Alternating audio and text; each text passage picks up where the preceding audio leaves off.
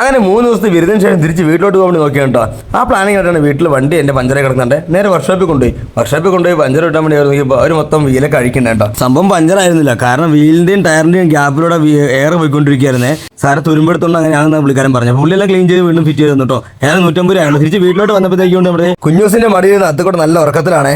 നീ തിരിഞ്ഞു നോക്കിയപ്പോഴത്തേക്ക് മരത്തിന് മുകളിൽ സ്വത്തുക്കൂട്ടം വലിഞ്ഞു കയറി നിൽക്കുന്നുട്ടാ. മാങ്ങയിലെ ഞങ്ങൾ വലിച്ചു തന്ന കാര്യം അറിഞ്ഞിട്ടില്ല പാവം. അക്കുകൂട്ട് ഉറക്കത്തിലാണെങ്കിൽ പോയി ഒരു ബനിനെ കിടിച്ചു കൊടുത്തിട്ടാണ്. അങ്ങനെ ഞങ്ങൾ ഇറങ്ങാനുള്ള പുറപ്പാടിലാണ്. അങ്ങനെ അല്ലുക്കുട്ടി എൻ്റെ വണ്ടിയിലേക്ക് കയറിയിരുന്നു.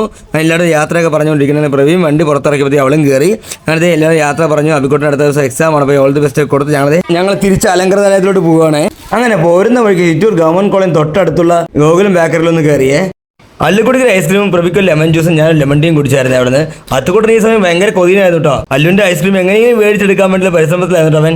അതിന് തൊണ്ട് തേച്ച് കൊടുത്ത് വായിൽ അവൻ്റെ കൊതി അങ്ങ് പകുതി മാറിയിട്ടോ. അല്ലുക്കുട്ടിക്ക് ഐസ്ക്രീം ഒരു വീക്ക്നെസ് ആട്ടോ. പിന്നെ അവിടെ നിന്ന് അതെല്ലാം കഴിച്ച് വീട്ടിലോട്ട് പോകുന്നപ്പോഴത്തേക്കും വീട്ടിൻ്റെ ആകാവസ്ഥ ശോചനീയമായിരുന്നു കേട്ടോ. കാരണം 3-4 ദിവസത്തെ ഗ്യാപ്പ് ആയതുകൊണ്ട് തന്നെ ചെടികളെല്ലാം ആകെ പാടി തളർന്നിരിക്കുന്ന അവസ്ഥയായിരുന്നു. പിന്നെ ഒട്ടും താമസത്തിലെ പൈപ്പർ ചെടിയെല്ലാം നനച്ചു കൊടുത്തേ. ഈ സമയം അത്തുക്കുട്ടി ഒരു ചോക്ലേറ്റ് കഴിച്ചുകൊണ്ടിരിക്കും കേട്ടോ. ഒരു ഡയറി മിൽക്ക് കിട്ടിയ അവിടെ അവൻ മുഖത്തെല്ലാം വലിച്ചു വാരി തേച്ച് തറമാതിക്കുണ്ടായിരുന്നേ. കുറച്ചുകൂടി കഴിയുമ്പോഴത്തേക്കും കുഞ്ഞൂസും സ്വത്തുകൂട്ടനും വന്ന് ഞങ്ങളുടെ ലഗേജ് ഭാഗത്തിന് അക്കുവിൻ്റെ സൈക്കിളൊക്കെ ആയിട്ട് വന്ന കേട്ടോ. അവർ അധിക സമയം ചെലവഴിക്കാതെ പെട്ടെന്ന് അവർ തിരിച്ചു പോയേ. രാത്രി ആയപ്പോഴത്തേക്ക് അല്ലുവിന് ബിരിയാണി വേണ്ട ഒരേ സ്റ്റാർട്ട് ചെയ്യാൻ. അങ്ങനെ ചിക്കൻ ബിരിയാണിക്ക് പകരം ചിക്കൻ ഫ്രൈഡ് റൈസ് മേടിച്ച് അല്ലിന് അഡ്ജസ്റ്റ് ചെയ്തേ. അങ്ങനെ അല്ലിന് അതെല്ലാം കഴിക്കാൻ കൊടുത്തപ്പോൾ രാത്രി ഉറങ്ങാൻ കിടത്തിട്ടാ. അപ്പോൾ ഇന്നത്തെ വീഡിയോ വൈൻഡ് അപ്പ് ചെയ്യണം. അപ്പോൾ thank you for watching. Bye bye.